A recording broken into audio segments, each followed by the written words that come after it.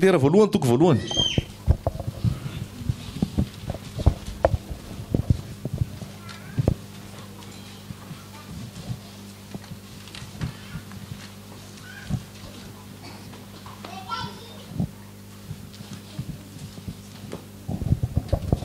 Andiny fa raika amby roapolo. Petera voalohany toko voalohany andiny fa raika amby roapolo. Izay mino an'Andriamanitra amin'ny alalany dia ilay nanangana azy tamin'ny maty ka nanome voninahitra azy mba iorenany ny finoanareo sy ny fanantenanareo amin'Andriamanitra. Izay no teny omeny tompo antsika androany. Izay mino an'Andriamanitra amin'ny alalany dia ilay nanangana azy tamin'ny maty ka nanome voninahitra azy mba hitoerany finoanareo sy ny fanantenanareo amin'Andriamanitra. Haleluia. Aiza ny hitoerany finoanao? Inona ny hitoerany finoanao amin'izao 17 juin 2018 zao? Fa ny ambaran'ny tenin'Andriamanitra amintsika dia hoy izy hoe mba hitoetra amin'ny Andriamanitra ny finoanareo sy ny fanantenanareo. Raha vakitsika ery ambonimbony andin'ny fafito amby folo hoe ary raha ilay tsy mizata avan'olona fa mitsara araky ny asan'ny rehetra no antsonareo hoe ray dia mitondra tena amin'ny fahatahorana mandritry ny andro fivahinianareo ety. Fa fantatrareo fa tsy zavatra mety ho simba tahaka ny volafotsy sy ny volamena no nanavotana anareo tamin'ny fitondratena adala izay azonareo tamin'ny netindrazana. Fa ny rasoan'i Kristy toy ny rano zanak'ondry tsy misy kilema ary tsy misy petipetina, izay fantatra raha teo fony tsy mbola ary ny fanorenan'izao tontolo zao, fa mba naseho amin'izao andro farany izao noho ny aminareo izay mino an'Andriamanitra amin'ny alalany dia ilay nanangana azy tamin'ny maty ka nanome voninahitra azy mba hiorenany finoanareo sy ny fanantenanareo amin'Andriamanitra.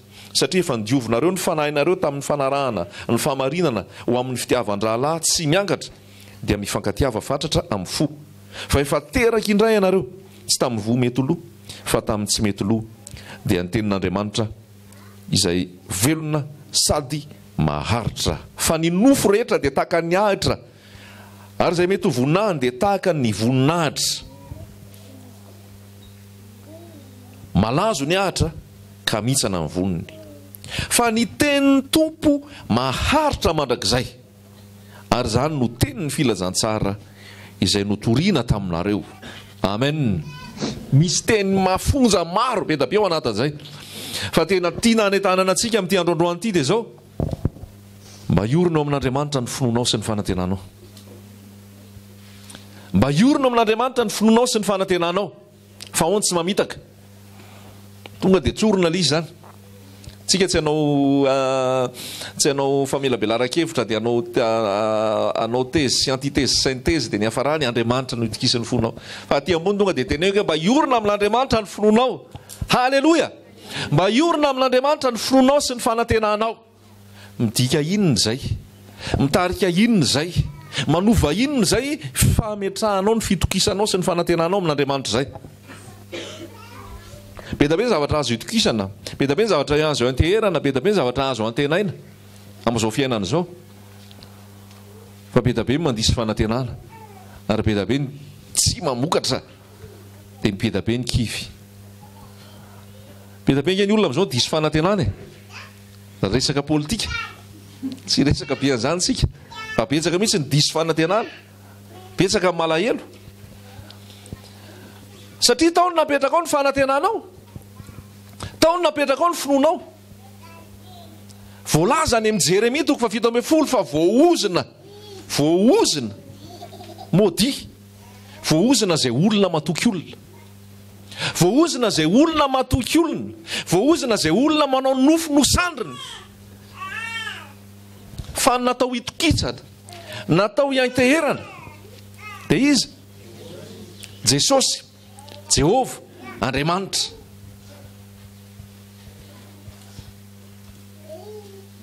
Ndraindray tsy hita maso le izy dia tsy hitokisana. Zay. Ndraindray tsy hita maso le izy dia tsy antenaina. Fa zay zavatra hita maso ihany ny jerena, zay zavatra hita maso ihany ny anteherana, zay zavatra hita maso ihany ny antenaina. Fa ny finoana nge dia lazaiko anao fa ozy ny finoana hoe ny finoana nge le zavatra tsy hita. Ny fanantenana nge le zavatra tsy hita. Korintiana voalohany 2:10 dia milaza hoe raha amin'ity fiainana ity ihany na antenanao an'i Kristy dia manino? Mantra indrindra ianao. Mantra indrindra ianao. Raha hoe ty fiainanao ty ihany hoe 70 taona 80 taona ny antenanao an'ny tompo, mantra indrindra ianao. Fa tsy zay ny atao anatin'ny Baiboly. Isaorana ny Andriamanitra ozy izy zay niteraka antsika indray ao amin'ny fanantenana velona. Fanantenana velona ny fanantenanao amin'ny tompo, ao amin'ny Jesosy. Mety mandalo ady ianao zao, mandalo fitsapana, mandalo zavatsarotra, mbola tsy eo amin'ny eritreretanao mampety ianao ny fiainanao.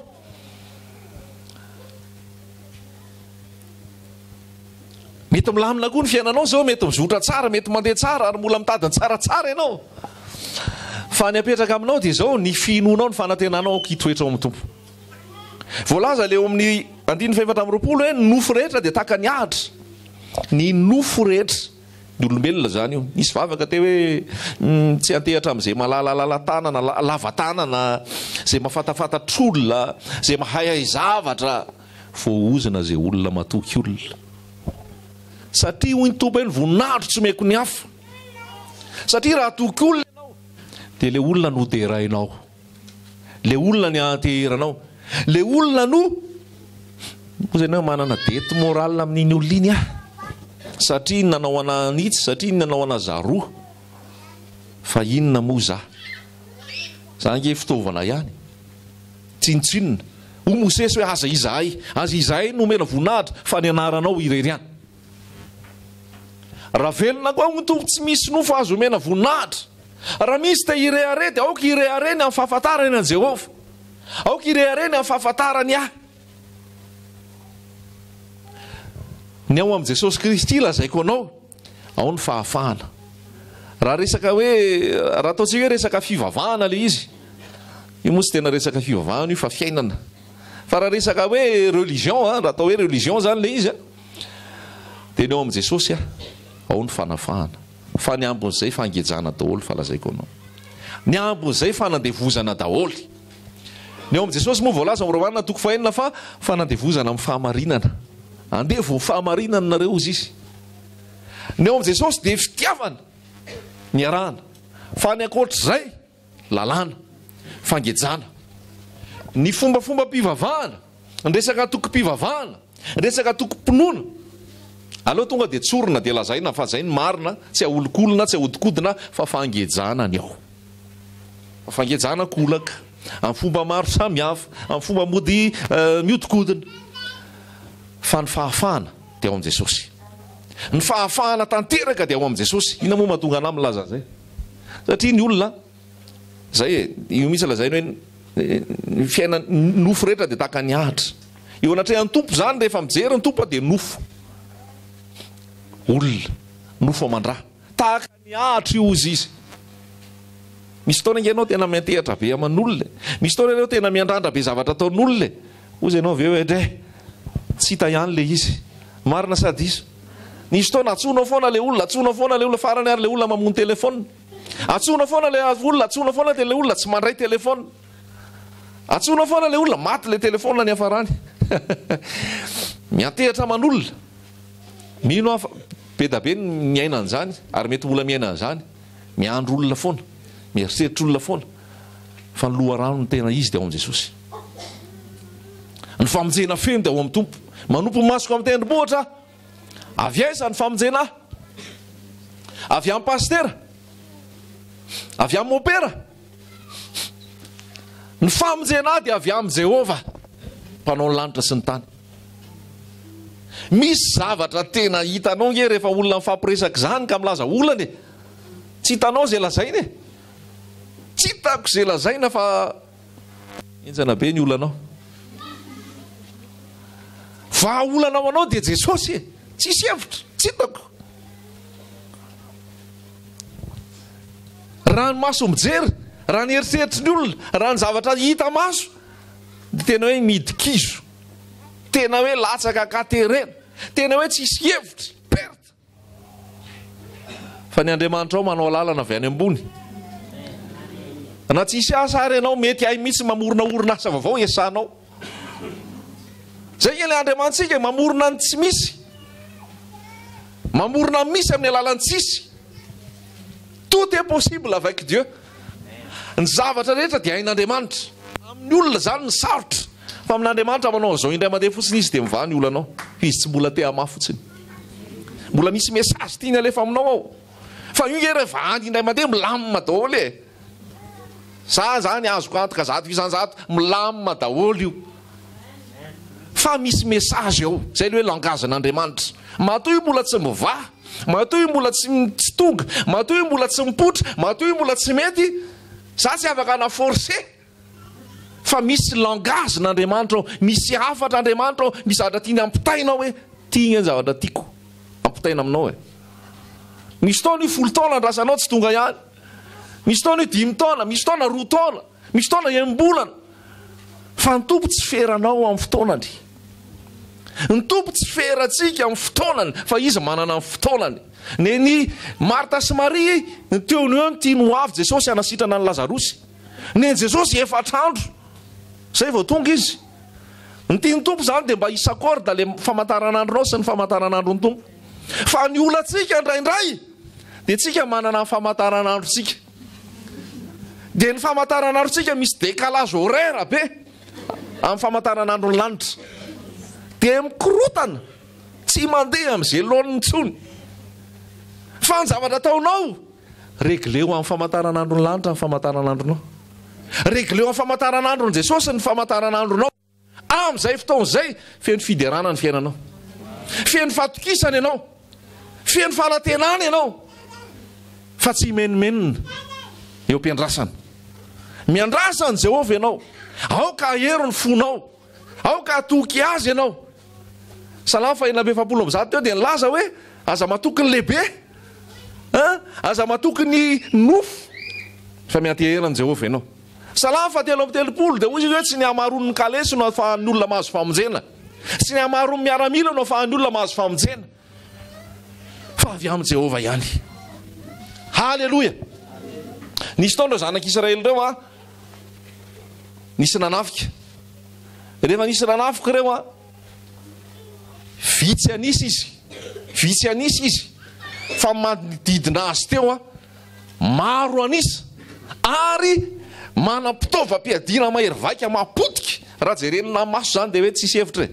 Tonga dia kahoany zanak'Israely, kahoany zanak'Israely. Fa rehefa ny tompo miasa, rehefa ny tompo maneho ny vonahany, nitsoaka daholo le miaramila, nitsoaka daholo le miaramila hafa firenena rehetra. Natahotra izy nahita zanak'Israely teo anoloana teo hoe verinao fa moramora angano nanatrika any zareo teo izy. Fa miaramila maro be ny teo ary feno kalesy afo, zay tsy hita ny masony rehetrarehetra, fa nasaon'Andriamanitra hitan'le fahavalo. Dia nitsoaka le firenena, nitsoaka le firenena, resy ny zanak'Israely ny firenena manodidina rehetra teo. Tsy tantara atao anaty baiboly zay resahako anao zay, fa gerany zanak'Israely vao aingakaingana. Tsy haiko zany na tamin'ny taona firy moa zany ry misa zao, tamin'ny 17 zany za tamin'ny noviana. Nisy an'izay jereo amin'ny internet. Fa nitsangana miaramila, nametraka ny fandaminana rehetrarehetra, vitsy anisy zareo fa rehefa tonga ny ady, nisy nanao témoignage amin'izay teo hoe tsy sahany-potro zay, fa nisy tena analikisa, nisy anjely, nisy miaramila marobe teo alohan'ny zanak'Israely, tsy sahananao n'iny zay fa lasa zay nitsoaka. Zany le asan'Andriamanitra. Amin'inona le anorenanao ny finoanao? Amin'ny fahaizanao ve? Amin'ny fahalalanao ve? Amin'ny fahatsarahanao ve? Amin'ny endrika sy ny bikanao ve? Amin'ny asanao ve? Amin'ny volanao ve? Lazaiko anao fa tsofin'ny tompo anay maneo zay dia perte. Ka raha any nametrahanao ny finoanao, manao dépression anao raha misy zavatra mivolila kely indray mandeha. Tonga dia marary fo ianao dia niteraka daholo ty aretina rehetrarehetra ty, raha any amin'ny zavatra noforonona ny ametrahanao ny finoanao. raha any amin'ny zavatra namboarina ny ametranao ny fanantenanao. Fa raha zay ianao dia any amin'le mpamorona no apetraka ny fanantenanao sy ny finoanao. Raha za anao dia any amin'ny tompo no apetraka ny finoanao sy ny fanantenanao. Fa ny zavatra rehetra miovaova. Ny zavatra rehetra miozongosina, tsy azo antoka, tsy isy antenaina. Ary ataon'ny tompo sahala amin'izay mihitsy. Raha ty firenentsika malagasy ty dia ao anatin'ny fahasahiranana foana, ao anatin'ny kizy foana. Ka io na hosoloanao 100,000 ao ary ny prime ministre sy ny filohan'ny repoblika, rehefa ny tompo mbola hiteny hoe tsy misatra mbola tiany atao ao, firy zay efa filohan'ny repoblika nanome fampanantenana teo zay, firy zay efa ministra sy prime ministre niova teo zay. Inona ny niova teo? Inona ny zavatra niatra teo? Fary malagasy malala, aoka hitoky amin'ny tompo anao, aoka hitoky amin'ny Jehova ianao, ny fanantenanao sy ny finoanao, satria io ny azo antoka, satria voalaza io ny nanangana an Jesosy Kristy tamin'ny maty. Io ny nanangana an Jesosy Kristy tamin'ny maty. Ary raha io ny ateheran'ny finoanao, raha io ny ateheran'ny fanantenanao, na inona azonao, inona tsy azonao eto tany tsy problème zany. Amen. Hoy ianao sao dia mora aminao le mitory azy eny. Fa rehefa milatsaka ao aminao ny fanamasina, rehefa tena milatsaka ao anatinao ty teny ty, na inona azo, na inona tsy azo, na inona mety, na inona tsy mety, Jesosy mety. Jesosy le fahafenona, manana ny zavatra rehetra ianao ao amin'ny Jesosy. Tsy teoria zany, fa voalaza Kolosianina dia izy hoe ianareo dia tanteraka ao aminy, manana ny fahafenona. Inona mamiko mihoatra noho ianao, tompo manan-kery sy loharantsoa. Sambatra Jesosy raha miaraka aminao, ianao ny fahafenona. Tsy fanamboaran-tsaina zany, tsy fanamboaran-tsaina zany, fa tena ho famarinana latsaka lalina ao anaty. Mandray sasaina ny fiainanao amin'izao fotoana. Raha mientaka rery, raha mirotana rery, raha miala rery, raha mikotana reny atsy, mbola ajoro ve ianao? Mbola atoetra ve ianao? Mbola hitera ve ianao? Mbola ankalaza ve ianao? Mbola hisaotra ve ianao? Mbola hiteha-tanana ve ianao? Fa io no lazaiko tamin'ny heriny, rehefa mety ny atao moramora be no mitera. Rehefa miditra ny vola, mandeha ny asa, mandeha ny fianarana, mirolona ny zavatra rehetrarehetra, mora be ny mitera. Ay ny rehetrarehetra zany izy koa tsy mahay an'izany. Fa ao anatin'le ady, ao anatin'le sarotra, ao anatin'le tsy mety, firy no mitera, firy no mitomany sady miankohaka amin'ny teny hoe misaona anao a tompo, na mafy ary ty manaiky anao fa zao ny fandaminanao. Halleloja. Miankohaka, miantehatra, manao an tompo ho reharehany, manao an tompo fifaliany. Fa raha izay no ataonao, raha ny tompo nataonao fifalianao, raha ny tompo nataonao finoanao, raha tompo nataonao fanantenanao, dia ho salama be ianao. Fanafody io. Médicament. Halleluja. Gratuit. Mba hiorena ny finoanareo amin'Andriamanitra, fa tsy amin'olombelona. Mba hiorenareo amin'ny finoanareo amin'Andriamanitra, amin'ny alalan'i Jesosy Kristy, izay natsangany velona mandrakizay. Hoy Paoly hoe raha mijery ny tsy hita zay, ny tsy hita nijery anay, fa ny hita dia vetivety foana, fa ny tsy hita no maritra mandrakizay. Fa horinay ozy izy maivana, vetivety fotsiny, dia miteraka voninahitra manino mahavezatra any aparany. Ataoko izy fa raha ny fahoriana amin'izao fotoana izao tsy azo oharina akory amin'ny zavatra iseho any aparany. Aiza le fanantenanao, le fiverenan'i Jesosy eny amin'ny ranon'ny lanitra ve? Aiza le fanantenanao, le andova amin'ny fiainana mandrakizay, le miara-miaka amin'ny Jesosy Kristy eny amin'ny ranon'ny lanitra sy miaina ao amin'ny fanjakan'Andriamanitra ve? Fa raha zay ny fanantenanao, dao hiaritera, dao hiaritehaka, fa zay le izy zay. Misy ny olona ie manaraka ny tompo fa ny fanantenany resaka vola, fanantenany resaka asa, fanantenany resaka vady.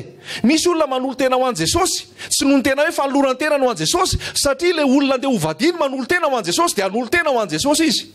Tsy miorina amin'i Jesosy zany finoanao zany. vetivety zany dia lasa teny ianao hoe marikoriko anany fahotana, marikoriko anany toka, marikoriko anany labiera. Afaka orindrinao anao dia fenao ray ny ampiseho labiera mifakatsary, ianao ray ny ampisehoseho aniny eny amin'ny réseaux sociaux eny, nefa taloha anao milaza hoe narikoriko anany toka, narikoriko anany labiera, narikoriko anany zao, satria ny finoanao tsy niorina tao amin'ny tenin'Andriamanitra, satria ny finoanao tsy niorina tao amin'ny Jesosy, fa sentiment no nandehananao na ny loratena, émotion no nandehananao na ny loratena. Hoe mba nanolo teny ty vehivavy ty hoentiko ho vadiko, dia mba petipety anay dia hanolo tena tsy miditra ny fahazagna ny lanitra ianao raha zany nanoloranao tena. Fitaka zany ny olona ety ivelany mahita anao hoe ay nanolo tena izy, fa ny fo jeren'ny tompo, inona ny mobile, inona no antony nanoloranao tena ho an'ny tompo? Ho fanjohony zavatra ve? Zay lazako teo, ho fahazahoana vady dia nanolo tena. Tsy maharitra zany, tsy maharitra zany. Hery taona, roa taona, telo taona, efatra taona, 5 taona perta raha tsy tena hoe niova fo marina ny ampandehanana. Tsy mateza zany, satria tsy miorina amin'Andriamanitra le finoana, fa miorina amin'ilay vehivavy ho alaina vady, na miorina amin'ilay lehilahy ho alaina vady. Tsy Jesosy nge ny centre an'izany e, marina sa diso? Tsy Jesosy nge ny ivony zany e, fa Jesosy fitaovana, moyen. Ray zay raha resaka fanambadiana, resaka fitadiavana, resaka vola ihany koa. Hanolo tena ho an'i Jesosy a, mba zoko vola. Hanolo tena ho an'i Jesosy a, mba zoko asa. Hanolo tena ho an'i Jesosy a, mba hilamina. Tsy mateza koa zany, satria miorina amin'inona indray ny finoanao? Miorina amin'ny vola zany, dia miorina amin'ny asa, dia miorina amin'ny materiel. Nefa hozy izy hoe ny zavatra rehetra dia tahaka ny adra, tahaka ny voniny adra, tsy misy fahatezany. Tena ho elana ho aingana koa zay rehefa aveo dia ho adino tanteraka. Mahazo asa ianao dia adinonao Jesosy, mahazo vola ianao dia adinonao Jesosy.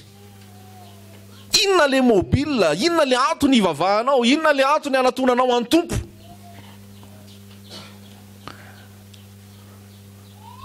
Hanolo tena ho an'ny tompo ah, fa raha vao tsy manolo tena ho an'ny tompo ah dia tsy sitrana.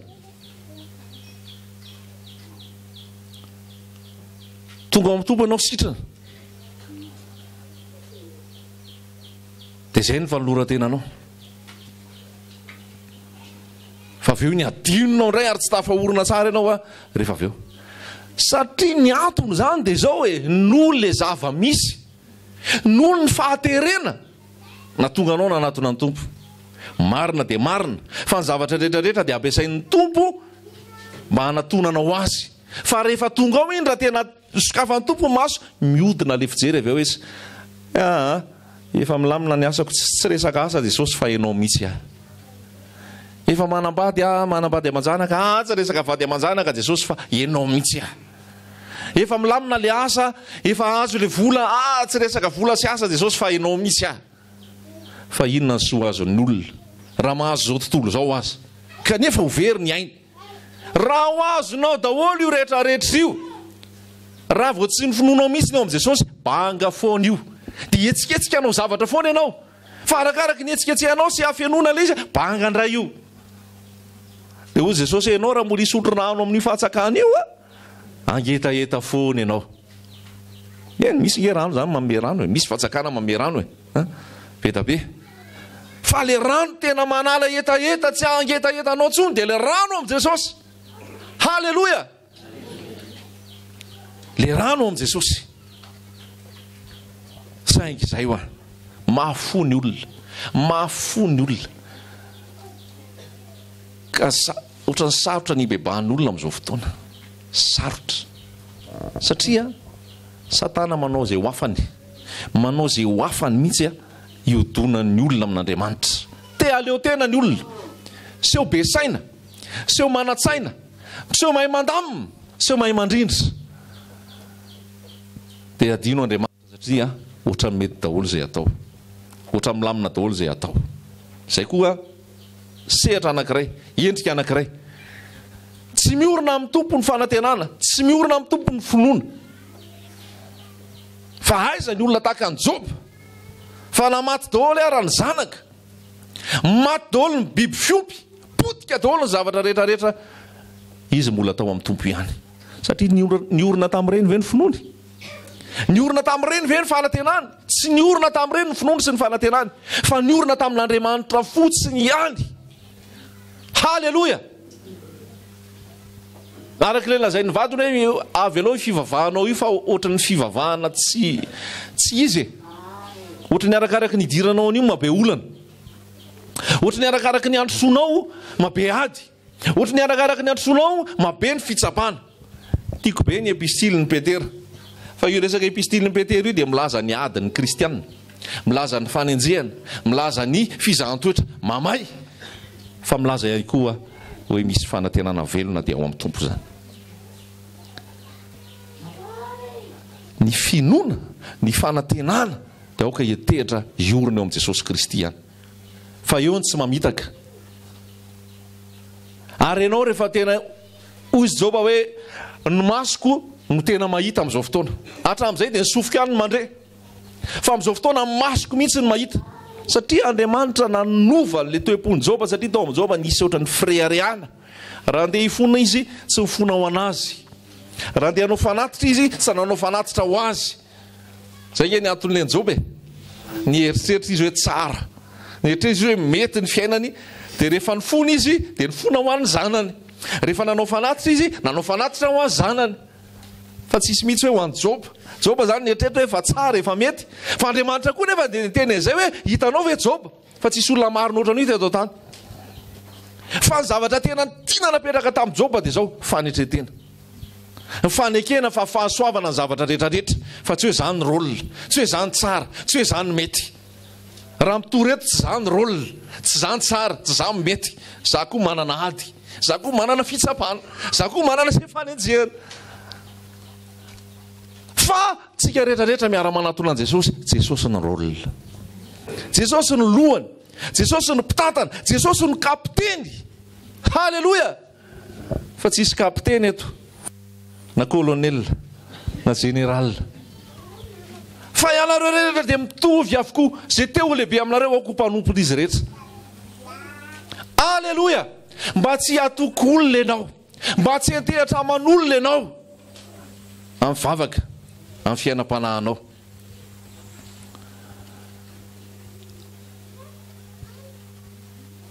Fa ianao manana ny toe-ponao, ianao manana ny fonao, ianao manana ny sainao, dia ozy ny tompo hoe atsoy aho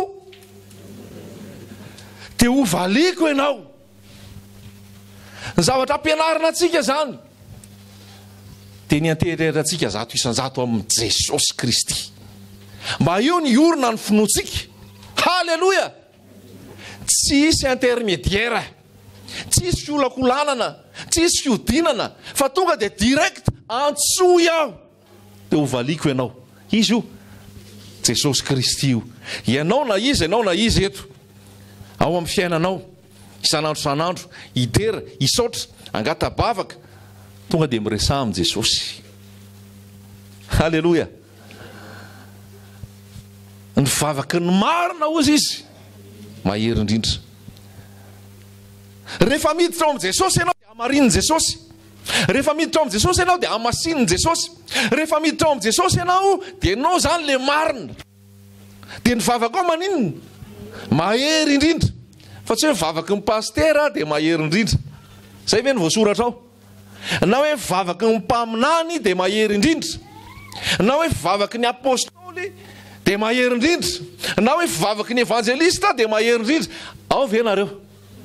Mahery tsara ve nareo? Vavaky iza ozy ny mahery indrindra? Vavaky ny marina. Voalaza nefa tsisy marina na dia ray azy. Fa iza zany le marina? Jesosy Kristy. Dia rehefa ahoana ianao no marina? Rehefa ao aminy. Ny rano no manasa sy manadio anao, ary io no hitan'Andriamanitra rehefa manatona ianao. Alleluja! Sambatra izay matoky an'i Jehovah ozy izy. Manaiky an'i Jehovah tokony. Sambatra izay manana an'i Jehovah tokony. Na dia isy arivo aza lavo izy tsy hetsika. Andeha hetsika izy ao ihany. manao zay vao amin'ny tompo miorena miorena miorena ao ihany mila tokony anana faharetanareo zay ten'Andriamanitra amin'ny Jakoba mba ho azonareo ny teny famanina rehefa tonga ny fotoana. Halleloja. Tsy atoko olombelona ray zay antsoya dia ho valiko ianao sady mpisehoka zava-dehibe sy sarom-patarina zay tsy fantatrao. Faharoa, izay rehetra miantso ny anaran'ny tompo no vonjena. Romanina iza no vonjena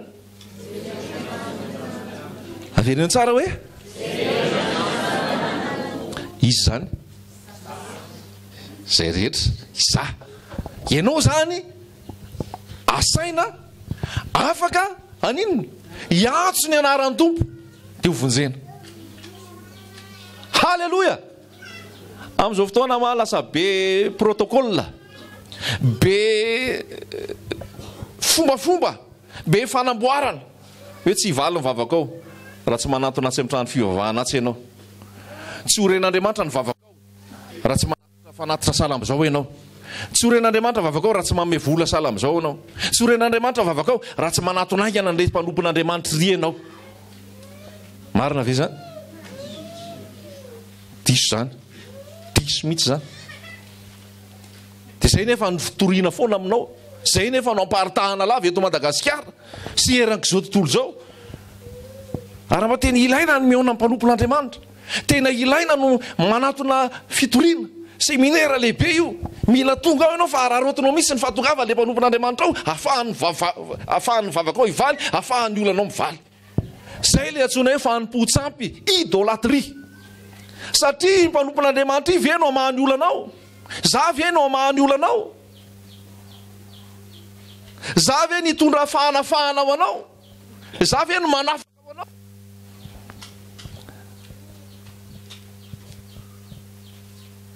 Mba tena zato isan-jato Jesosy, 100% Jesosy. Halleloja. 100% Jesosy. Fahatelo, mankanesa aty amiko ianareo rehetra izay miasa fatratra sy mavesatretana fa izao hanome anareo fizarana. Iza no miteny? Amin'izy izy no miteny. Amin'izay rehetrarehetra miasa fatratra sy mavesatretana manome invitation izy. Mankanesa ty amiko ianareo miasa fatratra sy mavesatretana. Zany hoe ao anatin'le ndresahako teo, olana ara-panambadiana, tsy manambady, tsy manana asa, tsy salama, asaina mihitsy ianao anatinao an-tompo. Zay ngele izy fa aveo tena hoe Jesosy mihitsy nitanao hoe ao le vahaolana. Mankanesa ty amiko ianareo rehetra miasa fatratra sy mavesatretana. Aiza misy azy? Le hoe mankanesa ty amiko, aiza zany le ale? Dia aiza Jesosy? Naiza naiza? Taiza koa? Ohatra nisy feo tato? Amin'olona madio am-po, amin'izay mangorakoraka. Dia aiza ihany koa? Rehefa hivavaka ianao zizy dia mirindrina ao amin'ny efitrao mangingina, ary ny rainao zay mahita ao mangingina no hamaly anao. Aiza le efitrao mangingina? Ao am-po, ao an-tsaina, any an-trano, any amin'izay rehetrarehetra le anao manana fitokanana ianao miresaka amin'ny tompo. Ianao sy Jesosy seul miresaka aminy. Fa renao zany fanatrehany zany, renao zany fanatrehany zany, renao zany fikasiany zany, renao zany famelombelomana zany. Raha reraka ianao alatsinainy, tsy andry alahady ianao vao hiandry fampaherezana hoe reraka be alatsinaina dia efa reraka, ko rehefa tonga ny zoma zany dia ohatrany ahoana sisy ianao. Tsisy. Fa voareraka ianao manatona ny tompo, voasasatra ianao manatona ny tompo, ferievitra ianao manatona ny tompo, malahelo ianao manatona ny tompo, mitomany ianao mitomany mihitsy eo tompo, mitomany ny tompo fa mavesatra be tia, mampalahelo anaty zavatra tia. sory zay lazainao am Jesosy. Jesosy ena mbola tsy miteny ary anao dia fantany eo am-ponao e. Noho izany aza amboamboarina rehefa hiresaka am Jesosy. Aza hodikodina rehefa hiresaka am Jesosy. Amintsika samitsika tsika ny afaka mifampiodikodina. Satria ny antsika le karosserie ny hita. Fa ny an-tompo le ao ambadika mihitsy ny hita. Tsisy amboamboarina io.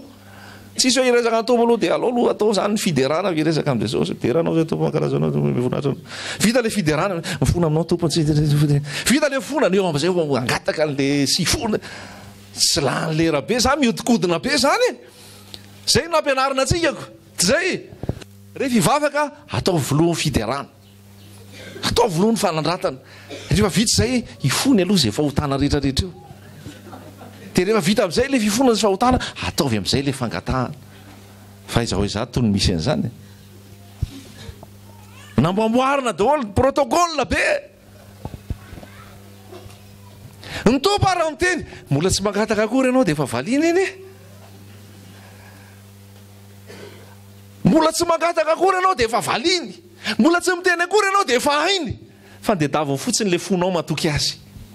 Dia davao fotsiny ianao miantehatra aminy. Halleluja. Le mofo 5 sy azan-drano roa efa fantatry Jesosy ny vahaolana e. Fa mba nitsapany ry André sy repetera fotsiny izy e. Mba ahoana momba ny hevitra ry zalahy rehetra zany. Fa fantatry Jesosy ny ao rehetrarehetra. Efa voasoratra efa hainy. Fa ny zavatra diadaviny ianao le mba miangotongoto sy miaraka aminy e. Andriamanitra nge mila anao eo anatrehany. Andriamanitra nge mila anao eo anatrehany. Tadidio fa rehefa tonga ny fotoana namorona ny Adama sy Eva izy, dia tonga ny fotoana rivariva dia lasa izy mba hitafatafa amin'ny Adama sy Eva. Tsy hitany nalehan'ireo. Satria nisy fahotana tao. Fa efa fomban'Andriamanitra mihitsy le mba hitafatafa sy resadresaka. Ianao anefa zara raha mitafatafa sy miresadresaka aminy. Nefa izay mihitsy le diadaviny. Le fiainana miaraka amin'ny Jesosy ke fiainana amoureux. Mba mitafatafa iny aminy eny. Tsy hoe hangataka zavatra foana. Tsy hoe ilaza problème foana. Fa miresaka fotsiny tsara ny andro androany Jesosy. Tsemboka be fa esoriko ty akanjo bako ty. Fa ohatra rehefa hiaraka amin'ny tompo ohatra ny hoe hangataka zavatra foana ve rangahy. Ohatra ny hoe ilaza olana foana ve. Ny tompo aloha efa miinvité. Eo mankanisa ty amiko ianareo miasa fatratra sy mavesatra etana. Fa zavatra diadavin'ny tompo dia le miresadresaka communion. Tsy hita Adama sy Eva nalahelo ny fony. Ary rehefa andeha hanafitra ny tany ane izy, rehefa andeha hamotika ny olombelona ane izy, dia voalaza misy hoe naratra ny fon'Andriamanitra. Naratra ny fony e. Satria Andriamanitra marina izy, tsy afaka hijeriny tsy fahamarinana. Dia nampetra ny hoe isan'andro dia ho ratsy foana ny ao an-tsain'olombelona. Isan'andro dia ratsy foana ny ao am-pony. Noho izany ho aringako ny tontolo. Naratra ny fony voalaza ao amin'ny Genesis 4:1. Naratra ny fony nanao an'izay fanapahan-kevitra. Dia hozy le rahalahy mpitory teny izay taloha hoe nisy fotoana hoe tsika kely tsy bitika tika mahavita mandratra an'Andriamanitra. Raha eo anatrehan'Andriamanitra tsika mijery ny vitsika. Ohatra ny ahoana ny be ny vitsika. Raha izany no mijery ny vitsika, kely ny vitsika. Raha za zany no arina hoe Andriamanitra mijery ny vitsika, kely le vitsika. Fa mbola ambony noho izay, mbola zavatra tsy hita maso, kelikely noho izay tsika. Mbola kely noho izay tsika eo anatrehan'Andriamanitra. Nefa dia vitatsika mandratra ny fon'Andriamanitra. Amin'ny fihetsikitsika, amin'ny fisainatsika, amin'ny toe-potsika. Tsy matoky an'Andriamanitra fa matoky olona. Tsy manantena an'Andriamanitra fa manantena olona. Voaozina zay olona matoky olona. Voaozina zay olona manao sandry no nofony. Mety ianao ihany ny anteheranao, fa voaozina ianao zay. Aza matoky ny tenanao. Matoky an Jehova amin'ny fonao rehetra, aza miankina amin'ny fahalalanao. Maneky azy amin'ny alelanao rehetra, izy no andamina ny lalanao. Zany hoe le finoana dia mila miantehatra ao amin'ny Jesosy Tompo. Alleluia. Ho avy ny fanenjehana. Ho avy ny fitsapana. Ho avy ny fizahantsoetra. Fa iza ny ajanona. Iza no hitoetra. Iza ny mbola ho hita eo an-tongotry Jesosy. Ny mbola ho hita eo an-tongotry Jesosy. Mbola hita fa hitoetra. dia izay olona nambara marina fa mila miatrehitra amin'ny tompo ianao, fa tsy nampanantenana vola, tsy nampanantenana asa, tsy nampanantenana materiel, tsy nampanantenana firoborobony eto tany. Zay mahatonga le filazantsara tena arodana mihitsy le filazantsara ny tany, arodana misy le filazantsara n'olombelona, arodana misy le filazantsara mifatoka amin'olombelona, satria mamitaky reny. Fa rehefa tonga ny fanenjehana lazaiko anao tsy hisy hita reny olona reny, tsy ho hisy hita reny olona reny, satria ny finoany tsy miorina ao amin'i Jesosy, satria ny fanentanana tsy miorina ao amin'i Jesosy. Fa lazaiko anao fa efa mandeha be nke zao le resaka 666 efa nisy nandefa SMS amiko ao hoe efa tonga le resaka 666 any États-Unis any, efa mipetraka ny puce any amin'ny olona tsirairay avy, ary iny puce iny tonga dia fantatra daholo momba anao rehetrarehetra. Tsy afaka hividanao, tsy afaka hivarotra raha tsy mandray le mariky ny biby ty 666. Ka raha tsy miorina amin'ny Jesosy ny finoanao, tsy asedra fitsapana ianao, tsy ajoro anatin'ny fakapanahy ianao, tsy ajoro anatin'ny fizahan-toetra ianao, tsy ajoro anatin'ny olana ianao, raha tsy miorina eo ambon'ilay vatolampy ny fonao, ny fanantenanao sy ny fiainanao ray manontolo. Matoki an Jehova, iza le vatolampy mandrakizay, hoy izy hoe izaho tsy miova omaly sy anio ary mandrakizay. Halleloja. Dia izay no mahatonga antsika sarotiny amin'ny filazantsara hoe le tena filazantsara dia Jesosy, le tena filazantsara dia ny azo fijaliana, le tena filazantsara dia le fahamasinana, le tahotra an'Andriamanitra, le fampiomanana fiverenan'i Jesosy, ary le tena filazantsara dia le enao rery tahaka ny Maria eo a-tongory Jesosy. Halleloja. Eo ny rendez-vous amin'izay fotoana izay, tsisy atahorana aminao fa azo antoka ny fitoeranao tsara ao amin'i Jesosy. Zay no ametrahana n'le fototra tena izy. Fa raha io raha resaka trano fivavahana ny torinao, raha resaka pastera ny torinao, na pastera tena olo-marina reo, raha pastera tena tsara reo, raha pastera tena mahitsy sy madio fo reo, tampotampoka iny dia mety tsy hitanao tsony e, tampotampoka iny dia mety tsy eo tsony e, dia aiza ianao ary rehefa tsy eo izy. Raha resaka trano sy toerana fivavahana ny ateranao, tampotampoka io dia mety hirotana e, aiza ary ianao raha izay ny aterany fononao. Raha resaka zavatra no arindra, aiza ary ianao, satria andalo daholo zany rehetrarehetra zany. Dia anao tahaka ny Asafa ange ianao. Ahoana hoy izy Asafa?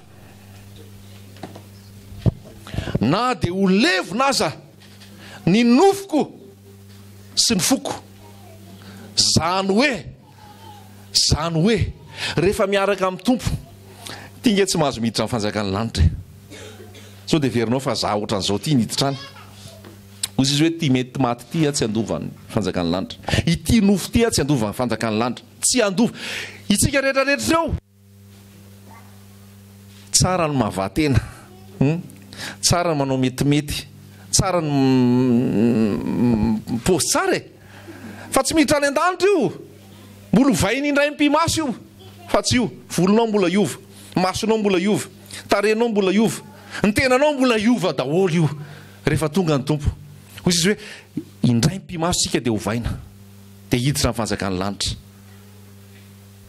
Ka raha ty ny anteranao sy ankinanao io lazaiko anao hoe volofosy io ara mety mitompo, ny loha mety sola, na dia melevona aza ny tenanay ety ivelany, ao anaty ao avaozana foana isan'andro.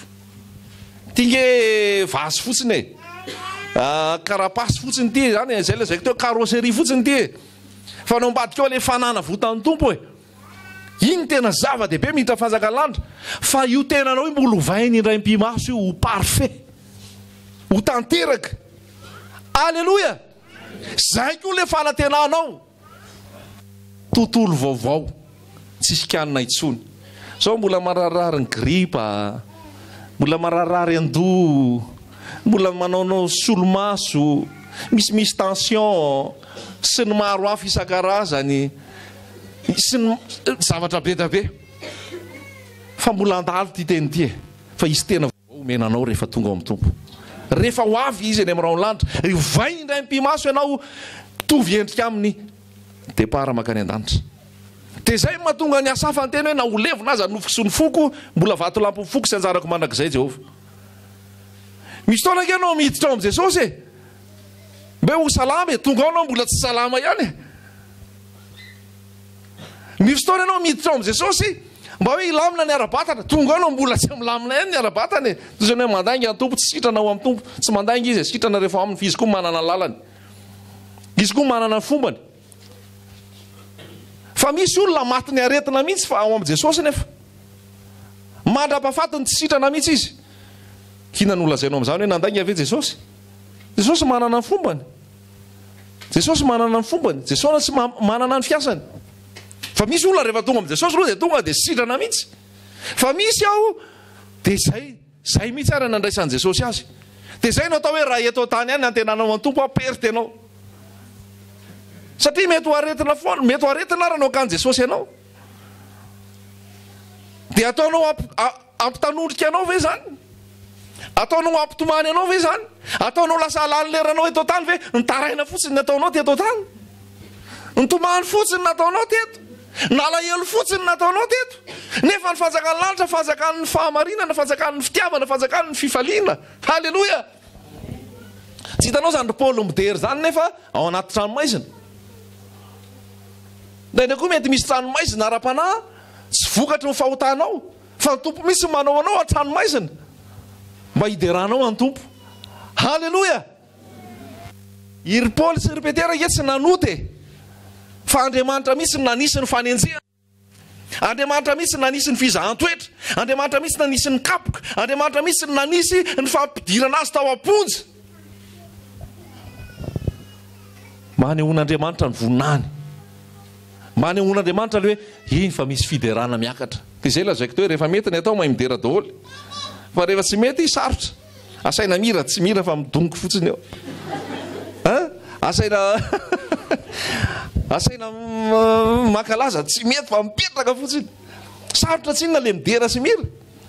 Ka io tsy resaka hoe midera sy mira e, le ao am-po mihitsy miankohaka. Anao a Jesosy, anao momba rehetrarehetra. Mety tsy tafavoaka eto amiko le feoko fa ao am-po koa mideranao mihitsy ny amin'ny zavatra ataonao sy ny zavatra petraka ao. Aiza ny miorina ny finoanao? Aiza ny miorina ny fanantenanao? Fa mandalo zao rehetra zao. Ny mpitory teny dia laza hoe zava-poana dia zava-poana, zava-poana ny zavatra rehetra, zava-poana sy misambo-drivotra ny zavatra rehetra. Rehefa misy eo dia tsara e, mahafinaritra. Rehefa tsisy eo tsy problème. Tsy aloha ve zay nanaovana ny fiainana? Arary fo amin'ny zavatra maro eo nefa zavatra tsy tena essentiel. Tsika olombelona amin'izao fotoana taon-jato iainantsika izao dia ny tena mamparary antsika indraindray zavatra tsy essentiel, tsy maika. Ohatrinona ny volomen'ny tompo anao, fa jereo tsara hoe lany laninao amin'ny zavatra tsisy antony ny akamarony. Dia dify an'ilay olona marary eo akaikeo ianao, dify an'ilay olona nona eo akaikeo ianao, dify an'ilay olona tsisy akanjo eo akaikeo ianao. Ny anao efa mety faly dia davinao mbola mihoatra le zavatra tsisy antony, zay le superflu, artifice. Dia ny akamaroantsika ohatran'izay, efa milamina ny fiainana, fa ohatra mbola mitady, mila voatsiaro ozy ny malagasy. Efa mety, efa milamina, efa tsara, mbola mitady, mbola makasy, mbola makaroa. Nefa ny fiainanao efa milamina, mandehana kely makany ambanivohitra, mandehana kely makany a Toliary, mandehana kely makany Androy, mandehana kely makany a Tsiombe, mandehana kely makany Fort Dauphin. Fa tonga anao dia mandoalika amin'ny fonary Jesosy. Ka izaho milamina be ao Antananarivo. Na tsy makany ary ianao e, dala fotsiny manketsy Analakely. Amin'ny andro rivariva, amin'ny valo sasany, amin'ny sivy sasany, hitanao zany tanora mivaro tena zany, tsisy vola. Hitanao zany olona matory eny an-dalana, zara raha misy hialofana. Ianao nefa aiza? Ianao nefa manahoana? Inona no ataonao manoloana zay? Ohatra mbola mangataka amin'ny tompo ihany ianao, ohatra mbola miady varotra ianao, ohatra mbola midongy ihany ianao. Nefa ny fiainanao raha jerena efa milamina eo anatrehan'ny tompo, fa mbola mitady ny tsisy foana. Halleloja. Inona no ataonareo mihoatra no misasana ozy ny tenin'Andriamanitra? Rehefa manana ny otafiana sy sotroina raharaha dia efa c'est bon, efa mety, efa tsara. Natsona ianao hizara fitahiana, hizara fiainana, hizara fitiavana. Misy olona any miandro vazo any dia mitaraina mihitsy, efa bolana zay ozy izy tsy nianatra ny zanako fa tsy naloa ekôla azy. zanako nefa mianatra foana ny amin'ny heritaona rehefa milamina fa aizany fanampitsika sy ny fikarakaratsika ny hafa fa ny atsika ny ambobola be da be fa mbola atsika ho ihany mbola ampiasaitsika ho ihany. Halleloja. Aiza ho aiza le miaraka amin'ny tompo, aiza ho aiza le lasa me mandeha kely zay zavatra resahako zay, fa zay no hitarian'ny tompo anahy. Tsika milamina be, tsika mety, dia tsika mbola mitady mety sy mitady milamina foana. Fa jerevony an Jesosy, lasa izy nidina avy any an-danitra. Tao amin'ny tao nefa volamena, tao amin'ny tao nefa ny anjely manompo azy daholo, tao amin'ny tao nefa fiderana, tao amin'ny tao nefa fahatsarana. Fa izy hoe misy ory any an-tany any, misy malahelo any, misy mijaly any, hidina nofoana ny tenany. Na dia nanana endrika Andriamanitra izy tsy nataony zavatra fikirany mafy zany, nofoana ny tenany tamin'nakany ny endriky ny mpanompo. Ary nanam-pitoviana olona, nidina ambany dia ambany Jesosy Kristy, nitondra ny heretintsika izy, nivesatra ny fahorintsika izy. Raha amin'izao fotoana ianao ka eto tany Jesosy, hijery ianao aiza ny misy an Jesosy, tsy hitanao eny Avoloa Jesosy, tsy hitanao eny amin'ny Carlton Jesosy, tsy hitanao eny amin'ny Krypton Jesosy, tsy hitanao any amin'ny Palais Jesosy, tsy hitanao any amin'ny sakafo be Jesosy, fa ho hitanao Jesosy eny amin'ny mantra, ho hitanao Jesosy eny amin'ny kamboty, hitanao Jesosy eny amin'ny olona fierena, hitanao Jesosy eny amin'ny olona maimbo, hitanao Jesosy eny amin'ny olona farahidina, hitanao Jesosy eny amin'ny olona tsisy fitafiana. Aiza ny misy ianao amin'izao fotoana? Aiza ny misy ianao milasina fa manana an Jesosy? Nietsony Jesosy ianao anompo, hikarakara, anome. Nidina ambany dia ambany Jesosy, nidina ambany dia ambany Jesosy. Aiza no misy manana fo mangoraka ve, manana fo ty ve, manana fo antra ve, manana fo te anome ve, manana fo te hizara ve. Fa zay ny filazantsara, tsy teoria ao am-bava fotsiny, fa miasa, midina, manome, manatsotra tanana, mizara.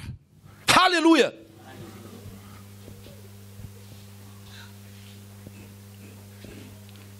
Zay ny filazantsara. Ary io tsy atao publicité be, io tsy atsona mpanao gazety, io tsy tena lazalazaina be akory ary, fa ianao manao azy rery any.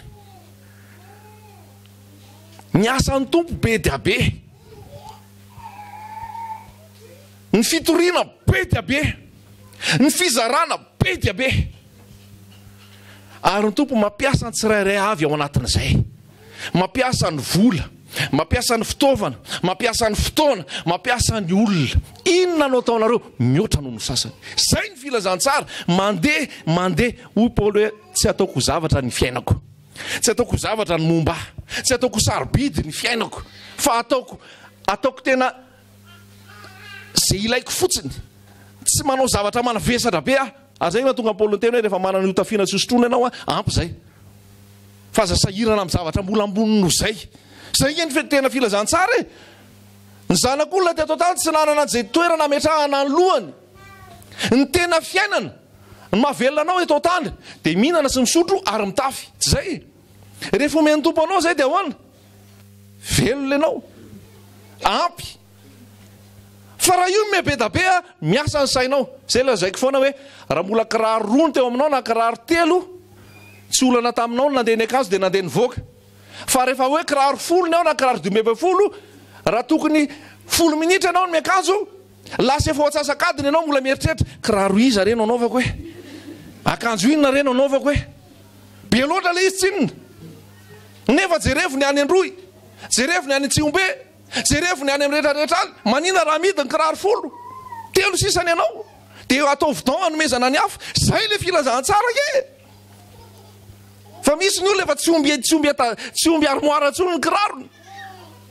Misy mety tsy hanaovana akory ao anatin'ny heritaona, amin'ny heritaona manarandray vao tadidiny hay mbola nisy an'ity tato. Zay sika le olombelona, mialatsiny hafa milaza an'izay. Zay tsika mihoatra ny ao. Dia nanao ohatran'le mpanan-karena, mihoatra ty fa tery ny armoarako fa hanao armoara le bebe. Loza, bebara ohatr' zany ianao. Be da be ny entany, niakatra ny vokatra. Rehefa niakatra ny vokatra tsy atonina tsony le tao an-trano. Aloha izy anitatra. Rehefa mitatra, ampidirina amin'izay le vokatra fa tsy atonina. rehefa avy eo afaka miadana amin'izay ianao fa efa nananao daholo ty. Ry adala ozy izy, ry adala. Anio alina ny esorina aminao fa ho aniza daholo ireo nataonao teo. Ohatra zany zay rehetra manan-karena amin'ny tenany any, tsy manan-karena amin'Andriamanitra. Halleloja. Natsony ianao izara, natsony ianao hanome. Ny azo raha vao mitady ohatraohatra ny kiraro koa dia omeko olona. Raha vao mitady ohatraohatra ny akanjo koa dia omeko olona. Satria mandany lerana. Raha tsy vita mandany lera e, fa zay ny Jesosy hoe miana amin'ny antonony ry tantely. Miana amin'izay mety fotsiny ry tantely. Fa betsaka ny ilako an'ireo, betsaka ny mila, betsaka n'izao. Fa ny antsika tantely foana. Moi. Fa manana karazana lobaka firy, karazana t-shirt firy, karazana kiraro firy, sy ny karazana zay tiako ataonao 3 points de suspension fenao mameno azy. Lehilahy ory sady zatra fahoriana, zay ny antsoinan'i Jesosy. Halleloja. Tsy natsony ianao hanangona, tsy natsony ianao hanitatra ny fitehirizana, natsony ianao izara. Fa za miteny aminao fa arakaraka ny izaranao anio mbola feno ray ambadika ao. Dia avy eo indray anao mizara mbola feno ray ambadika ao. Fa raha io ny mahazo ianao dia tatahiako kely. Marary ny kibonao raha vao miala kely io. Marary ny aminao raha vao miala kely io. Aiza ny miorina ny finoanao? Sao dia ao amin'ny materiel, sao dia ao amin'ny vola, sao dia ao amin'ny trano, sao dia ao amin'ny fananana. Amboary ny foko Jesosy hoe raha mitombo ny vola renina ny fo. Raha tsara ny asa aza orina ny fo. Raha mety ny atao aza orina ny fo. Tiavan Jehovah amin'ny fonao rehetra, amin'ny sainao rehetra, amin'ny herinao rehetra, amin'ny mompanao rehetra. Ozy le rahalahy zay hoe tsara manambady, fa ny vady tsy atao tiana mihoatra noho Jesosy. Tsara manan-janaka, fa ny zanaka tsy atao tiana mihoatra noho Jesosy. Tiavo ny zanaka, tiavo ny vady, fa Jesosy ambonin'izay. Halleloja. Tiavo ny asa, tiavo zay omeny, fa Jesosy ambonin'izay. Raha zay ny finoanao, raha miorina amin'ny Jesosy ny finoanao, tokony ohatr'izay ny fomba fiainanao. Tokony ohatr'izay ny fomba fiainanao. Halleloja. Tsy atondra na inona nge rehefa hialeto e. Sa misy atondra. Ozy le olona hoe vola benao nio tsy andahinao amin'ny mausolée. Halleloja. Zay manatsofina hoety miaino, aoka izy iaino zay lazain'ny fanahy amin'ny fiangonana. Masambatra kokoa. Ohatra misy miteny hoe mandray ao. Mila ampianarina tsara ny Baiboly. Masambatra kokoa no manome noho ny mandray. Halleloja. Toetra an'Andriamanitra zay manome zay. Toy izao ny tiavan'Andriamanitra an'izao tontolo zao. Nomeny ny zanany latokany. Mba tsy ho very zay misy azy fa anana fiainana mandrakizay. Manome. Zay le toetra an'Andriamanitra. Misy anarana zazalahy zay mahafinaritra hoe manome. Manome mihitsy ny anarany. Dia hitanao mihitsy fa manome mihitsy ny anarany any ray aman-dreny moa dia manome. Tsy lazaiko anareo zay hoe iza. Fa zay zay tena le anarana dia mitondra manome. Ka tsika rehetrarehetra tokony manome. Halleloja. Tsoro ny tananao. Ho an'izay mila, ho an'ny kamboty, ho an'ny mpitondra tena, ho an'ny nona, ho an'ny tsy manana, ho an'ny sahirana. Zay ngela zay hoe manome ho an'ny hafa. Hitahiany tompo anao nge hitahianao ny hafa. Fa tsy hijanona aminao e. Zay no mampalainao ty Madagasikara ty, miady seza daholo. Angorom-bola ny atao ao, anao trano ny atao ao, akavola ny atao ao. Tsisy makany volany le vahoaka mihitsy. Tsy anao resaka tolona kory eto. Fa zay marina eto Madagasikara e. Raha ny arena Madagasikara zany voalohany Madagasikara reto tany. Fa any amin'le fiainan'ny olona tsisy e. Tsisy. Vizy angambany hoe mahazo. Dia ozy izy hoe tsy mahantra amin'ny malagasy. Bon, midiny parenthèse. Jereo Jesosy. Taovy miorona am Jesosy ny fiainanao. Mahasambatra kokoa ny manome noho ny mandray. Aiza ho aiza ianao amin'izay teny izay raha mipetraka eto. Sao dia mbola mifanohitra amin'izay ianao. Makarary ny manome. Fa aleo mandray. Manahirana ny manome. Fa aleo mampindrana. Malahirana ny manome. Fa aleo mampisambotra. Omeo izay mangataka aminao izy fa azy iloza mihodina. Filazantsara ny Jesosy Kristy zany. Ary Jesosy Kristy no miteny. Alléluia. Dia avy eo mbola asiana question be zay tsy miasa aoka izy tsy hinana. Nareo zao dia tsy miasako. Zay miasa nareo nefa tsy miasa. Ka mety mbola tsy fidino azy ny tsy miasako. Mety mbola tsy fidino azy le tsisiko. Dia zay aloha le misy. Ny soarany tompo fa manana asa ianao. Soarany tompo fa manana fidiram-bola ianao. Soarany tompo fa manome ho anao izy. Fa le tsy manana aloha aza batibatiana. Zay aloha zavatra misy. Zay aloha le zavatra toerana misy azy. Fa fahasoavana avy amin'ny tompo ny zavatra rehetrarehetra. Halleluja. Mahasambatra kokoa ny manome noho ny mandray. Mbola ohatrany mafesatra be tsika le manome. Mahasambatra kokoa ny manome noho ny mandray. Toetran'Andriamanitra zany. Tsy hitanao Jesosy isaky ny mihetsika manome. Isaky ny mihetsika manome. Misy te ho sitrana manome. Misy te hitsangana amin'ny maty atsangana amin'ny maty. Misy boka sitranina. Misy klemaina arenina. Misy maty avelomina. Misy nona mena sakafo. Misy boka diovina. Misy jamba ampahiratana. Misy marenina ampahinona sofina. Misy nona mena sakafo. Aiza ho aiza, ianao raha milaza kristianina, ianao raha milaza Jesosy Kristy, raha miorona eo amin'ny tompo finoanao, tokony ho zay ny fiainanao. Zay ray eo amblia eo zaraina rehefa tonga le olona, fa tsy eferinao any le vary hoe mbola alolo lasa reo. Pratika. Fiainana tena izy zany resahako anao zany. Avelavela le matsirotsiro sy lanina aloha fa misy olona tonga eo. Fa aloha ty hoantsika raha riva fa mbola ianonareo. Raha lasa ena bavy. Zay tonga ao amiko loharako ny vary, loharako ny loka, sokafako ny frigo, io le izy dia miaraka daholo. Rehefa misy aloha dia io. Rehefa tsisy aloha dia efa mihevitra indray dia ho hita ao. Aiza le stady le famatorana ara-panahy, le fahafoizana, le manome ohatran'izay. Fa Jesosy zany tsy nitsitsitsy zany. Tsy niafiafy zany, tsy zay tonga teo. Tsy nanontany hoe katolika ianao, sa protestant ianao, ianao ve efa mibebaka, ianao ve efa nanolo tena. Tsisy an'izany ny Jesosy. Rehefa tonga ny jamba tonga dia sanina. Fa tsisy hoe ianao ve mpakombobo, ianao ve mandoa rakitra, ianao ve mandoa vola, ianao ve mandoa adity. Zay no atao amin'izao fotoana zay vao entana ambavaka ianao. Zay vao hovangina ianao. Hoe aiza ny carnet mavita dito ve? Aiza ny asa ataony? Zay no ataon'olombelona. Fa i Jesosy raha teto tany, tsisy condition. Zay tonga teo. Tsisy nanontaniana hoe ohatrina ny volany, firy ny adidana taony, ohatrany ahoana izy, inona ny sampana misy azy, inona ny fotoana nalehany. Tsy nisy an'izany tao amin'i Jesosy. Sa misy? Vao tonga fotsiny jamba dia sitranina. Vao tonga ny klemaina dia natsangana. Tsisy fanontaniana hoe aleo aloha atao analizy kely, aleo aloha dindiniana miara-midinika aloha tsika zay vao hita eo zay anasitranana anao.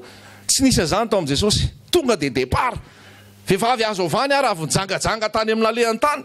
Tonga teo. Tsisy hevitra fa tonga dia avela ny eloka ao. Enjana be le Jesosy a. Olona mijangajanga avany tena miendrika atorahana vato. Fa tonga avany Jesosy dia hoy Jesosy milamina. Voavela ny eloka ao. Halleluja. Tsika rehefa mametimety matsaratsara zay manameloka olona fotsiny. Manaratsy olona fotsiny. Tady hanozon'olona mihitsy ary. Fa hevero amin'ny plasy nisy ianao. Dia ahoana nataon'i Jesosy taminao? Hevero ny fotaka nisy ianao. Dia ahoana nataon'i Jesosy taminao? Hevero ny fatotra nisy ianao. Dia ahoana nataon'i Jesosy taminao? Fa raha vao fatotra ianao ny vahany, raha atao anaty fotaka ianao nakarina, raha nodina ianao vao maika ianao tambatambaza. Fa tsika avy eo masikasika amin'ilay olona tony tsy mivavaka misy. totsy mibebaka zay mahazo anao zay eto ampitiavana omeo fitiavana zareo fitiavana zay le miaraka amin' Jesosy. Inona no ataonareo mihoatra noho ny sasany? Mety misy ke olona ao an-tranao mety manirikiry, mety misy olona ao an-tranao tsy afaka iainana mihitsy any amin'izay misy anao any, fa eo aloha nametrahan'ny tompo anao dia misaora azy. Misy olona te hisaraka amin'ny vadiny fa tsy mifanaraka amin'le asa, ka resaka asa tsy mifanaraka ve dia hisarahanao amin'ny vadinao. Misy olona te hisaraka amin'ny vadiny fa misotro toaka sy mifoka sigara ny vadiny, nga resaka misotro toaka sy mifoka sigara hisarahanao amin'ny vadinao. Tsy zany, efa nekeny io dia io hatramin'ny farany, fa hovain'ny tompo io. Misy amenna mahafinaritra mihitsy eo, amenna mihitsy, halleloja, miasa ny tompo. Sambory koa le fitahin'Andriamanitra, manaova amenna rehefa tokany ianao amenna. Fa tsy zavatra kely foana tsisy dikany amin'izao dia angatahana divorce, angatahana fisarahana. Ozy ny ten'Andriamanitra hoe mandrakizay io, faty io no hisarahana. Raha mijangajanga ary io mbola tokony mamela ianao, impiry manota aminao ny rahalahanao tsy avelanao. I 10,000 izy indray aman-dreny ato, fa nanao calcul izy zay. Dia jereva mihoatra ny 10,000 ve na nafitohananao ny vadinao, na mihoatra ny 10,000 ve zavatra nataon'olona taminao. Fa tsy ohatra io matoa Jesosy ny teny izay. Zany hoe manana 24 heures ianao, 12 heures amin'izay raha ny tena iainanao mahita maso, fa ny adiny valo matory. Zay, adiny valo matory. Zany hoe le adiny valo 24 heures moins 8 zany firy 16 heures. Eo amin'le 16 heures kely iny zany dia isy 10,000 ve le olona ray ianao zavatra ratsy aminao foana.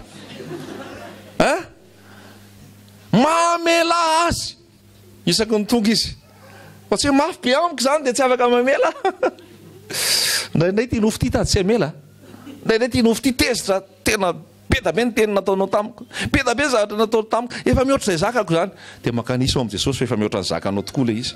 Ary nataon'i Jesosy mihoatra noho le zakanao le izy mba hahafahanao mahalala, fa tsy ianao mitazona an'io, tsy ianao mahay mamela elo ka fa Jesosy. Halleloja. Apetrao aminy ankino iantehero mienaraka ny tena filazantsara tena izy raha lasaina bavy a.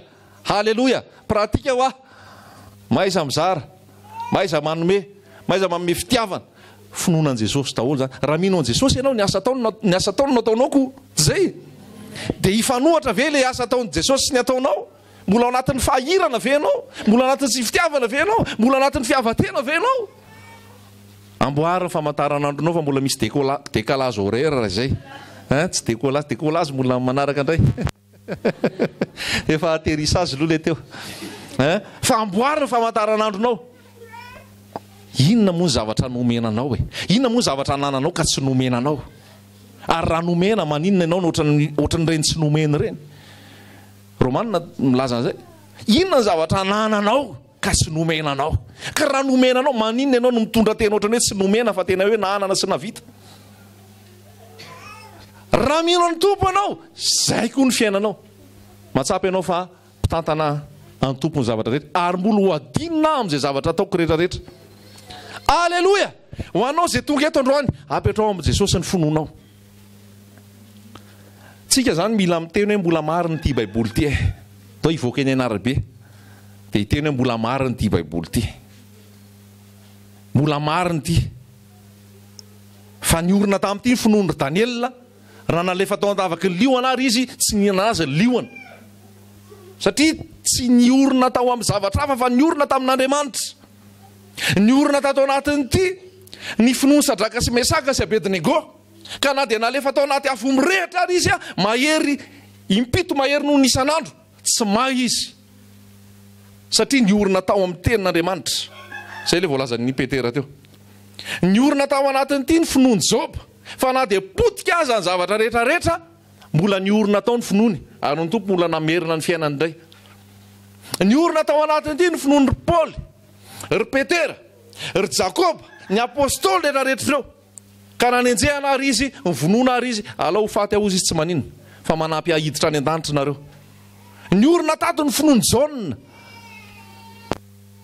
apokalipsy no soratana rehefa avy eo ka ao anatin'ny ady ianao ao anatin'ny fitsapahana ianao aorena am' Jesosy ny fononao a aorena am' Jesosy ny fiainanao a na mbola tsy arak'izay mandeha am'izay loha ny ara ny hitanao maso tsika tsy mijery ny hita maso fa tsika mijery ny eo ambadika halleloia ary Jesosy ny tena afaka ampahery anao fa zany indray zao dia anao teoria fotsiny ampahery anao satria mety mbola tsy hainao ka le mavesatra iainanao dikan'izay le tena mahay miaina mampahery anao dia le maty teo amin'ny azo fijaliana tsisy ngamba hoe fahoriana mihoatra noho zay zany hoe io fahorinao io vesatrao io adinao io olanao io tsapany io ary efa niaina mafy noho io izy no afaka ampionona anao izy no afaka ame fifalinao anao izy no afaka ianteranao noho izany obio izy terao izy ankalazao izy zao nolazay ny Sadraka sy Mesaka sy Abednego zay ndray dia tsy ankohaka amin'ny sarivongana teneninao io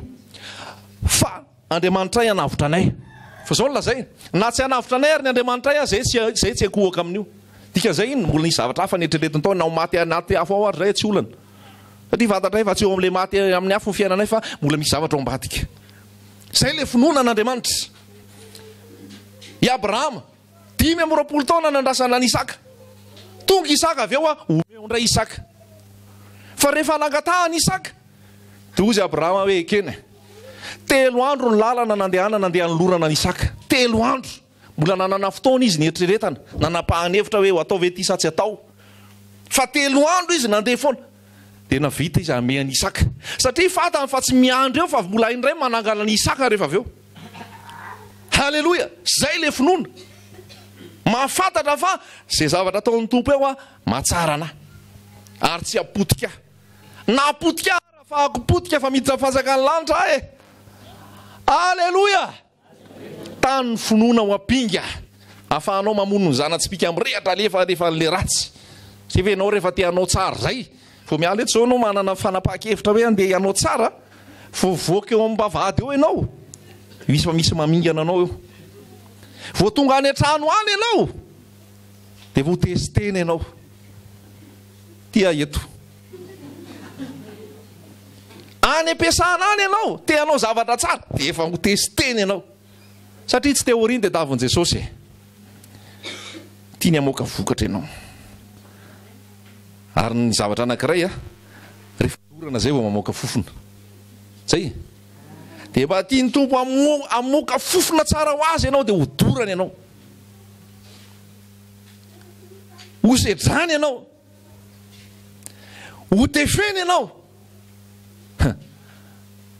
aza matahotra ianao fa momba anao aza mietriketrika foana izao no Andriamanitra ao mampahery ianao sady mamonjy ianao eny mitantana anao amin'ny tanakavana famarina koa nahita ny ony ianao tsy hanafotra anao ny rano nahita ny afo ianao tsy ho may halleloia noho izany aza manao programa alohan'i Jesosy fa tantarao Jesosy hoe tantarao ny tantaranao tianao atao amin'ny fiainako soroaty ny planao tianao atao amin'ny fiainako fa raha zay ny ataonao tsy ho diso fanantenana ianao fa raha ianao no anao planinina be eo tsy ratsy manao planinina fa mba hateneny ihany atao amin'i Jesosy hoe ty Jesosy le planinina fa asa raha mety ve izy ty sa manao any halleloia aoka iorina amin'i Jesosy ny finoanao ny olona mahafo amin'izao fotoana nisy tany ampitan-dranomasina tany le lehilahy anankiray nanavitra le zazakely ny anjera teny andavanangana olona sans papier tsy ara-dalàna mipetrahany tao andafy tao Paris tao France fa nahita le zazakely lasaka teny ambony izy dia nianika dia azony le zaza saika ho faty enjera ho faty mihitsy azony vela le zazakely izy nahazo taratasy lasa pompier noho ny zavatra nataony dia lasa malaza erak'izao tontolo zao lasa te-hafana mihitsy lasa atao hoe modely ao izy teo Montreuil tena hoe ianao ny modely dia nalahelo mba aiza ho aiza moa fa misy mihoatra noho izany nge ao ato anatin'ity nge misy mihoatra noho izany ato misy mihoatra noho izany nefa tsy raharahina iodonana fotsiny, tenenina fa tatary zany, tenenina fa lany-daty zany. Aiza le filazantsara amin'izao fotoana mbola mampiseho hoe Jesosy no izy. Fa hitan'ny mason'olona tsinona le izy ka? Dia efa hita masony dia tonga dia efa nobi nanasa daholo ty télé rehetrarehetra ty manao interview, nalaina sary, tonga dia tomobila tsara tare makazy manatitra azy sery. Raha mba fantatrao no nataon'i Jesosy taminao. Raha mba fantatrao no nataon'i Jesosy taminao. Dia hitehaka foana ianao, dia ankohaka foana ianao, dia ho alainao sary foana izy, dia havitenao amin'ny télé izy, dia alefanao amin'ny réseaux sociaux izy, dia indraindrainao foana izy, dia hitehaka ho azy ianao, dia hira ho azy ianao, hitory azy ianao, hanambara azy ianao. Satria ianao efa tany anaty fotaka. Ianao ndray tsy avany ambony hoe enjeratady iletika, fa ianao efa potika maty tao anaty fotaka mihitsy. Ianao zany mbola rasin'ole boy kely ny atona tery ambony lavananga. Fa tao anaty fotaka tao ianao no nakariny. Ianao efa lo taka ny Lazarosy fa mbola nakariny. Ianao efa perte, efa tsisy azo atao, mbola navotany. Dia ozy hoe ty zanako ty efa maty, very indray. Efa maty, velona indray. Efa very, hita indray. Tena indray tsika tsy midera ny tompo. Fa le problème foana tsika. Marina. Indray tsika tsy midera ny tompo. Adintsika le midera. Nefa jereo. Atao anaty Baiboly atao ngamba misy azay. Compte les bienfaits de l'Éternel. Tanisao ireo zavatra tsara nataon'Andriamanitra. Mba le zavatra tsara tanisaina izay tsy mety aloha aloha eo e. Alleluia.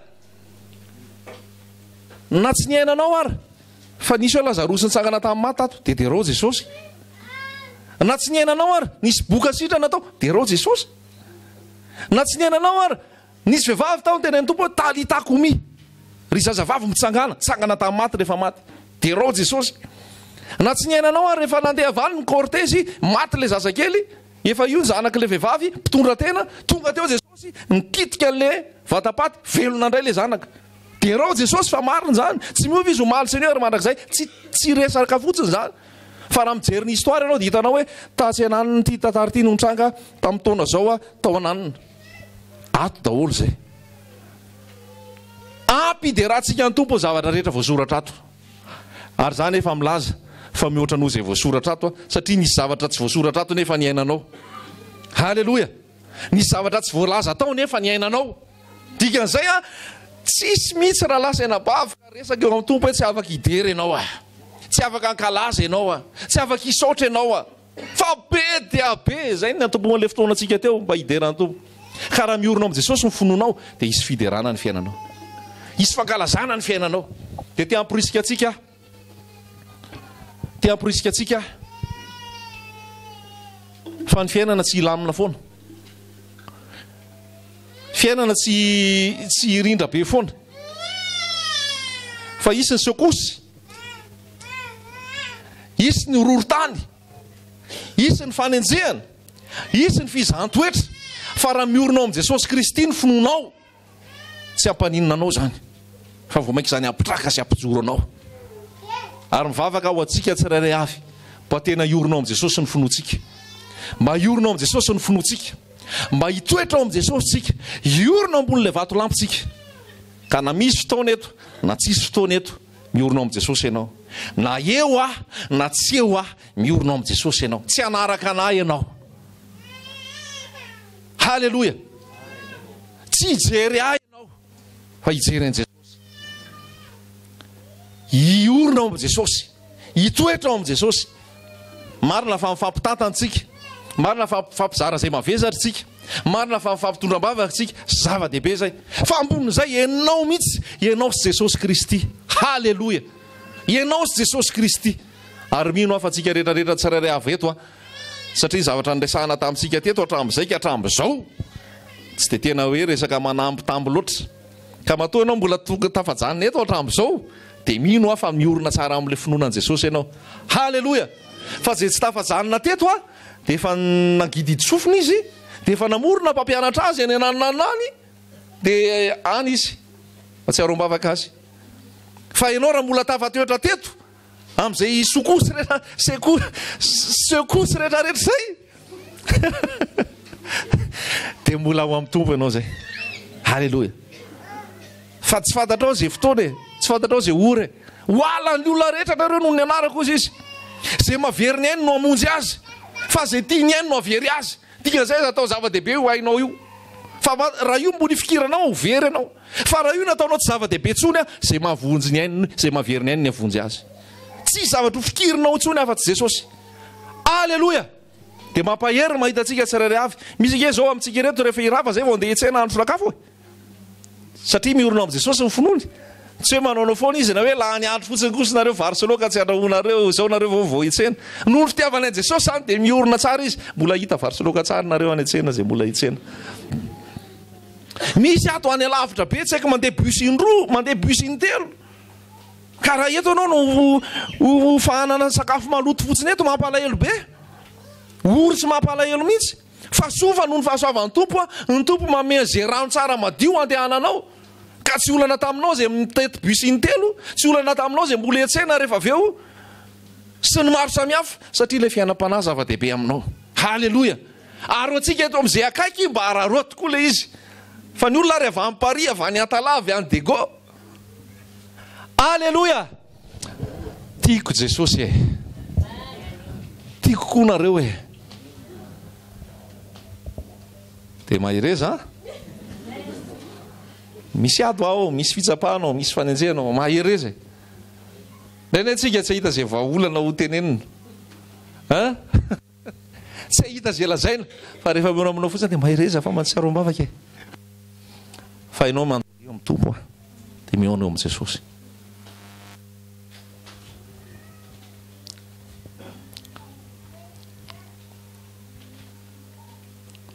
Tianao ve Jesosy? Halleloja. Iorina ao amin'ny Jesosy fotsiny ianao. Jesosy de ampy. Tsy ampiana ninonino. Tsy ampiana kipitsipitsony. Jesosy. Aiza nefa Jesosy? Atao-po. Miona aveo le fiarahana ohatr'izao fa melomelomana sy famporosiana. Samy mivavaka ary.